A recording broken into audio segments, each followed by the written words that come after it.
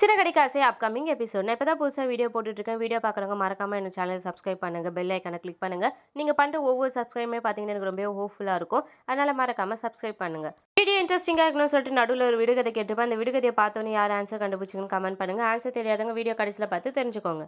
மீனாவும் முத்தும் பார்த்தீங்கன்னா அவங்க வீட்டுக்காக ஏசி வாங்கிட்டு போகிறாங்க. அவங்க அம்மா அதை பார்த்தோன்னே என்னப்பா இதெல்லாம் கேட்குறாங்க. உடனே முத்து பார்த்தீங்கன்னா ஒன்றும் இல்லை ஒரு நிமிஷம் இருங்க அப்படின்னு சொல்லிட்டு ஏசி ஃபிக்ஸ் பண்ண வந்தவங்களை பார்த்தீங்கன்னா அந்த ரூமில் போய் ஃபிக்ஸ் பண்ணுங்க அப்படின்னு சொல்கிறாங்க. உடனே பார்த்தீங்கன்னா சத்யாவும் ரேகாவும் வந்துடுறாங்க. சத்யா பார்த்தோன்னே என்ன மாமா ஏசிலாம் வாங்கிட்டு வந்திருக்கீங்க அப்படின்னு கேட்குறாங்க. இல்லைடா நம்ம வீட்டுக்கு தான் அப்படின்னு சொல்கிறாங்க. அப்புறம் அவங்கள ஃபிக்ஸ் பண்ண சொல்லிட்டு போகிறாங்க.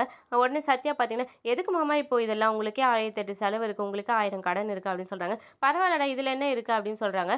உடனே மீனாவோட அம்மா பார்த்தீங்கன்னா எதுக்கு மாப்பிள்ளை எங்கள் வீட்டுக்காக இவ்வளோ செலவு பண்ணீங்கன்னு சொல்கிறாங்க.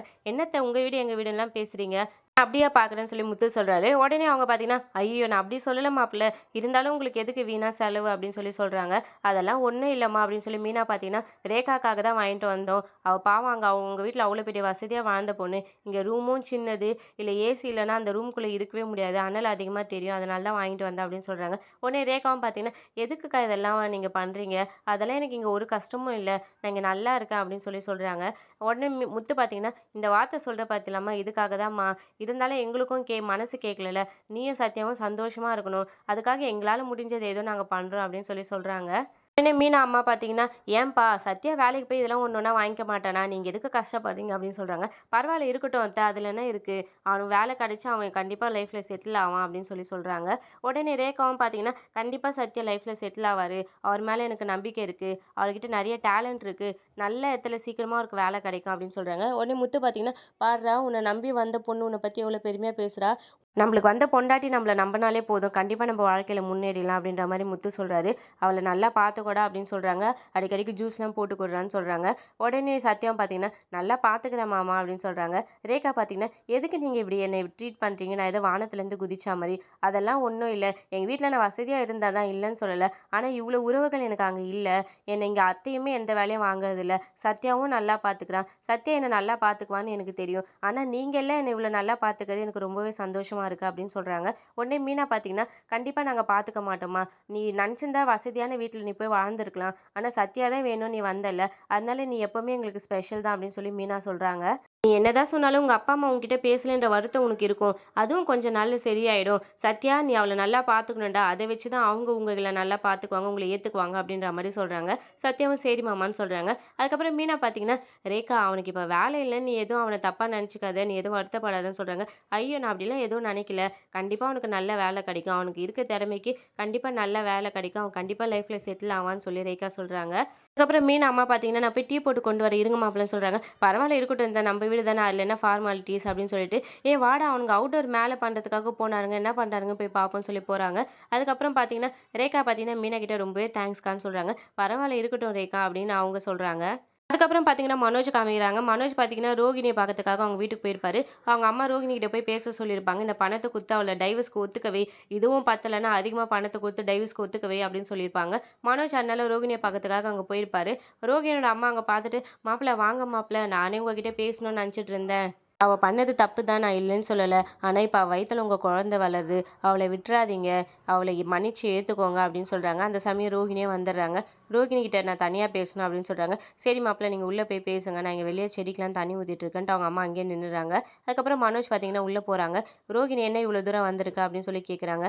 இல்லை உன்னை பார்க்கறதுக்காக தான் வந்தேன், வயிற்றில் குழந்தை வளருதுன்னு சொன்னீங்க, ஆமாம் இந்த வாரம் தான் செக்கப்புக்கு போகிறேன், நீயும் வரியா அப்படின்னு கேட்குறாங்க. உடனே மனோஜ் பார்த்தீங்கன்னா இல்லை நான் எதுக்காக வந்தேன்னா, இப்போ நீ எதுக்காக தான் வந்திருக்க மனோஜ் அப்படின்னு கேட்குறாங்க. இந்த காசு உங்ககிட்ட கொடுத்துட்டு போகலான்னு தான் வந்தேன், இந்த 5 லட்சம் இதுக்கு இதெல்லாம் வாங்கிக்கோன்னு சொல்கிறாங்க. உடனே அவங்க பார்த்தீங்கன்னா இல்லை எனக்கு வேண்டாம் அப்படின்னு சொல்கிறாங்க. ஏன் நீ தானே கேட்ட, இப்போ நான் அதை வாங்கிக்கிட்டேன், நான் உனக்கு டைவர்ஸ் கொடுக்கணும், நான் இந்த பணத்தை வாங்கிக்கிட்டு டைவர்ஸ் கொடுக்குறேன்னு தானே சொன்னேன், அதனால இப்போ நான் அந்த பணத்தை வாங்குற மாதிரியும் இல்லை, நான் உனக்கு டைவர்ஸ் கொடுக்குற மாதிரியும் இல்லைன்னு சொல்கிறாங்க. ஏன் மனோஜ் அன்றைக்கி உங்கள் வீட்டில் சைலண்ட்டாக இருந்தேன், என் வயிற்றில் வளர குழந்தைக்கு நீ தான் அப்பான்னு உனக்கே தெரியும், உன் மனசாட்சி தொட்டு சொல்லு, நீ தானே உனக்கு தெரியுமா தெரியாதா அப்படின்னு கேட்குறாங்க. தெரியும் தான் அப்படின்னு அவர் இழுக்கிறாரு. அப்பயே நீ உங்கள் வீட்டில் சைலண்ட்டாக இருந்தா, அதை பார்த்து எனக்கு எவ்வளோ கஷ்டமாக இருந்தது தெரியுமா? நான் என் வயித்துல வளர்றது உன் குழந்தை தான் சொல்றேன். ஆனா நீ ஒரு வார்த்தை கூட பேசாம அப்படியே அமைதியா நிக்கிற அப்படின்னு சொல்றாங்க. உடனே மனோஜ் பார்த்தீங்கன்னா, இதுக்கப்புறமும் நீயும் நானும் ஒண்ணா சேர்ந்து வாழ முடியுமான்னு எனக்கு தெரியலன்னு சொல்றாரு. ஏன் அப்படி சொல்ற? கண்டிப்பா வாழ முடியும். இந்த குழந்தை நம்ம 2 பேரையும் சேர்த்து வைக்கும்னு எனக்கு தெரியும். நீ இதுக்கு ஏதாவது ஒரு முடிவு சொல்லி தான் ஆகணும்னு சொல்றாங்க. இல்ல என்னால இப்போதைக்கு எங்க வீட்ல அது என் குழந்தைன்னு சொல்ல முடியாதுன்னு சொல்றாங்க. ஏன் இந்த மாரி பேசுற? ஏன் சொல்ல முடியாது? சொல்ல வேண்டியது தானே! இதுல என்ன உனக்கு தயக்கம் அப்படின்னு சொல்றாங்க. இல்ல இப்போ எங்க வீட்ல அந்த சிச்சுவேஷன் இல்ல. என்னால சொல்ல முடியாது. நீ எனக்காக கொஞ்ச நாள் வெயிட் பண்ணு. எங்க வீட்ல டிஎன்ஏ டெஸ்ட் எடுக்குறாங்கன்னு சொல்லி கூப்பிட்டாங்கன்னா, நீ போயிடாத அப்படின்னு சொல்றாங்க. நீ வெயிட் பண்ணுன்னு சொல்றது என்கிட்ட ரெக்வெஸ்ட்டா சொல்றியா? இல்லாட்டி அ அதிகாரமா சொல்றியான்னு சொல்லி ரோகிணி கேட்குறாங்க. இப்ப நான் எதுவும் உன்கிட்ட சொல்றா மாரி இல்ல. கொஞ்ச நாள் வெயிட் பண்ணு அப்படின்னு சொல்றாங்க. நான் வெயிட் பண்ணுவேன். ஆனா என் வயித்துல இருக்க குழந்தை வெயிட் பண்ணாது. இன்னும் 3 மாசத்துல தெரிய ஆரம்பிச்சுரும். எல்லாரும் கேட்க ஆரம்பிச்சுருவாங்க. அதுக்காக தான் நான் உன்ன பிரிய முடியாதுன்னு சொல்றேன். நான் இல்லாம நீ நீ இல்லாம கூட நான் இருப்பேன். கஷ்டப்பட்டு வேணா இருப்பேன். ஆனா என் குழந்தை நீ இல்லாம இருக்காது அப்படின்னு சொல்றாங்க. சரி கொஞ்ச நாள் வெயிட் பண்ணு. எனக்கு கொஞ்சம் டைம் குடு அப்படின்னு சொல்லிட்டு மனோஜ் பார்த்தீங்கன்னா, இந்த காச வாங்கிக்கோ அப்படின்னு சொல்றாங்க. இப்ப எதுக்கு நீ இந்த காச தர? டைவர்ஸ்க்காகவா? அப்படின்னு கேட்குறாங்க. அதுக்காகலாம் இல்ல. நீ இது எனக்காக செலவு பண்ண காசு. இது உன்னோட காசு தானே! நீ வாங்கிக்கோ. மெடிக்கல் செலவுக்கு வச்சுக்கோன்னு சொல்லிட்டு சோஃபால வச்சுட்டு மனோஜ் அங்கருந்து போயிடுறாரு. அதுக்கப்புறம் முத்து, மீனாவ காமிக்கிறாங்க. முத்து பார்த்தீங்கன்னா, மீனா இன்னும் வீட்டுக்கு வரல. ரொம்ப நேரம் ஆயிடுச்சுன்னு அவரு ஒரு பக்கம் டென்ஷனா இருப்பாரு. மீனா பார்த்தீங்கன்னா, பைக்ல வந்துட்டே இருப்பாங்க. முத்து கால் பண்ணலான்னு நெனைப்பாரு. ஐயோ! அவ வண்டி ஓட்டிட்டு வருவா. இந்த டைம்ல நம்ம கால் பண்ணி டிஸ்டர்ப் பண்ணக்கூடாது. சரி வந்துருவா. இன்னும் கொஞ்ச நேரம் வெயிட் பண்ணுவோம் அப்படின்னு சொல்றாங்க. அதுக்கப்புறம் மீனா பார்த்தீங்கன்னா, அவங்க பைக்லயே இருந்து பார்த்தீங்கன்னா, லைவ் லொகேஷன பார்த்தீங்கன்னா, முத்துக்கு அனுப்புறாங்க. முத்துக்கு அத பார்த்தோனே தான் நிம்மதியா இருக்கு. லைவ் லொகேஷன் அனுப்பிட்டா அப்படின்னு சொல்லி. விடுகதை: ஒட்டியவன் ஒருத்தன், பிரித்தவன் இன்னொருவன். அது என்ன? கொஞ்ச நேரத்துல மீனாவும் பார்த்தீங்கன்னா, வீட்டுக்கு போயிடுறாங்க. "அப்பா மீனா வந்துட்டியா?" அப்படின்னு முத்து கூப்பிடுறாரு. "வா உள்ள வா" அப்படின்னு கூப்பிட்டு போறாரு. உடனே மீனா பார்த்தீங்கன்னா, "நான் லைவ் லொகேஷன் அனுப்பிச்சேன் வந்ததா?" அப்படின்னு கேட்குறாங்க. "ஆமா மீனா லைவ் லொகேஷன் பார்த்தேன். அத பார்த்ததுக்கு அப்புறம் தான் எனக்கு நிம்மதியா இருந்தது" அப்படின்னு சொல்றாங்க. "ஆமாங்க. இப்பலாம் நம்ம இந்த பைக்லயே பார்த்தீங்கன்னா, லைவ் லொகேஷன்லாம் அனுப்பிடலாம். ஜஸ்ட் 3 டேப் தான். அது யூஸ் பண்ணி நம்ம எங்க இருக்கோன்றத பார்த்தீங்கன்னா, நம்மளுக்கு வேணுன்றவங்களுக்கு நம்ம அனுப்பிச்சுக்கலாம்" அப்படின்னு சொல்றாங்க. உடனே முத்து பார்த்தீங்கன்னா, "சூப்பர் மீனா இதுல நெறைய ஃபீச்சர்ஸ்லாம் இருக்குல்ல" அப்படின்னு சொல்றாங்க. "ஆமாங்க. அதுக்கு தான் நம்ம ஏத்தர் பைக் வாங்கணும்" அப்படின்னு சொல்லிட்டு கடைசில பார்த்தீங்கன்னா, அவங்க பைக்குக்காக பார்த்தீங்கன்னா, அங்க அட்வர்டைஸ்மென்ட் பண்ணியிருப்பாங்க. அதுக்கப்புறம் மறுநாள் பார்த்தீங்கன்னா, ஸ்ருதியோட ரெஸ்டாரண்ட் காமிக்கிறாங்க. அங்க முத்து பார்த்தீங்கன்னா, அவங்க ஃப்ரெண்ட்ஸ் எல்லாருமே கூட்டு போயிருக்காரு. அந்த ஸ்போக்கன் இங்கிலீஷ் கிளாஸ்ல பார்த்தீங்கன்னா, அவங்க கூட கிளாஸ்ல இருக்கவங்க எல்லாருமே பார்த்தீங்கன்னா, அங்க போயிருக்காங்க. எதுக்காகன்னா, ஸ்வேதாக்கு ட்ரீட் குடுக்கறதுக்காக போயிருப்பாங்க. மீனா இங்கிலீஷ் பேசி ஒரு பெரிய ஆர்டர் எடுத்ததுக்காக பார்த்தீங்கன்னா, மீனாவும் முத்துவும் சேர்ந்து பார்த்தீங்கன்னா, ஸ்வேதாக்கு ட்ரீட் குடுக்குறாங்க. அதுவும் இல்லாம அவங்க கூட இருக்கவங்களும் பார்த்தீங்கன்னா, அவங்களுக்கு ட்ரீட் குடுக்கணும்னு நெனச்சு பார்த்தீங்கன்னா, எல்லாருமே ஒண்ணா அங்க போயிருப்பாங்க.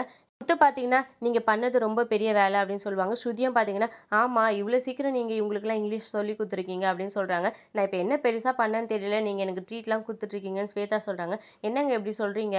உங்களால தான் முத்துவும், மீனாவும் பார்த்தீங்கன்னா, ஒரு நல்ல நிலைமைக்கு வந்திருக்காங்க" அப்படின்னு ஸ்ருதி சொல்றாங்க.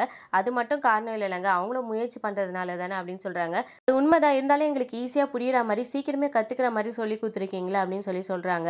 "மீனாக்கு இவ்வளோ பெரிய ஆர்டர் கிடைச்சதுக்கே காரணம் நீங்க தான்" அப்படின்னு முத்து சொல்றாரு. "என்ன முத்து இதெல்லாம் பேசுறீங்க?" அப்படின்னு சொல்றாங்க. "ஆமாங்க.